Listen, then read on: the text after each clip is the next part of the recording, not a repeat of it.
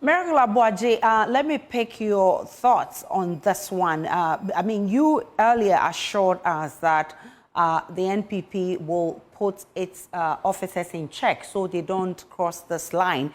You just heard Mustafa Gwande accuse your regional chairman of the Ashanti region for calling the running mate of the NDC names. Why hasn't your your flag bearer, Dr. Baumia, condemned this?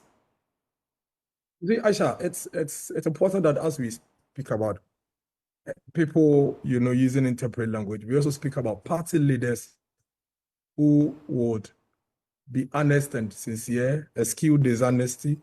That is part of ensuring that we sanitize the political environment.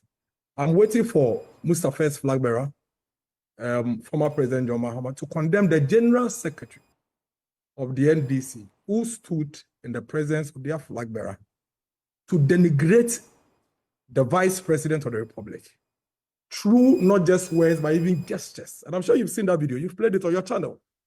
I didn't want to go there. When we want to, as leaders of political parties, we want to deal with situations like this, you don't start a conversation on the basis or from the premise that Mustafa, went through. And that's why when I spoke, I tried not to go into all those things, but I gave specific steps that we as a political party will take to ensure that our followers will do the right thing. But he begins by citing examples. I can give several examples. And these are not just regional chairmen or party people. The General Secretary, who is the chief executive of the NDC, didn't say it in the absence of their flag bearer. In the presence of their flag bearer, called the Vice President a disgrace to his own people. Publicly. Not just the words, but even the gestures that he used in the presence of the flag bearer. If there's anybody that needs to call out anybody or send an apology or condemn anybody, it should be the flag bearer of the NDC who should do this first. To the General Secretary, no list of a person, but the General Secretary of the National Democratic Congress. So my advice to Mustafa is that, listen, we are going into an election. As leaders of political parties, we have a huge responsibility to protect the sanctity of our democracy and ensure that the conversation in our democratic space will be civil. So our job is to really find ways, like we are trying to do this afternoon on Joy News, to find practical solutions in ensuring that our followers would follow suit. But if you start a conversation on this premise, basically what you are telling your NDC followers is that because you, the Deputy General Secretary of the NDC, is citing a certain example of an original chairman of the MPP saying something, and in your view, because that regional chairman has not been condemned, what Joy News is discussing this afternoon, which is asking for the way forward, should not be discussed. And wherever he is, he can say whatever he wants to say, do whatever he wants to do, because according to you, a certain regional chairman has done something. I will not do that.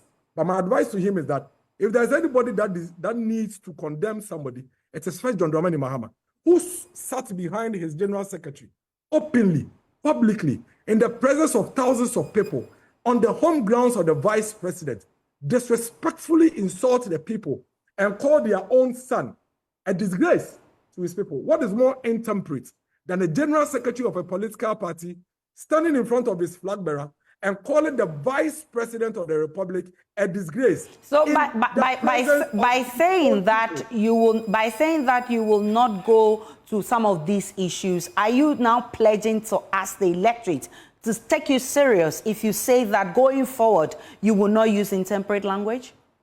I am telling you that I haven't used any intemperate language, but I was expecting you to call him out when he started on that premise. Now listen, what we are trying to do is to get the commitment of the political parties and the various campaigns to ensure. I told you that, listen, we are engaging our party functionaries. We are orienting them. We are aligning them. Speak to issues. Speak to policies. Control your temper. Eschew sentiment and emotions. And make sure that you speak in a very civil manner, simply on the basis of competing ideas. But this is the Deputy General Secretary who didn't say anything apart from two.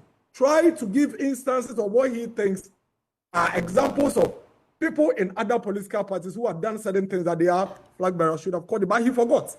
He forgot that his own boss, the General Secretary of his own party that he deputizes, is the one that is the most disrespectful political functionary in this country.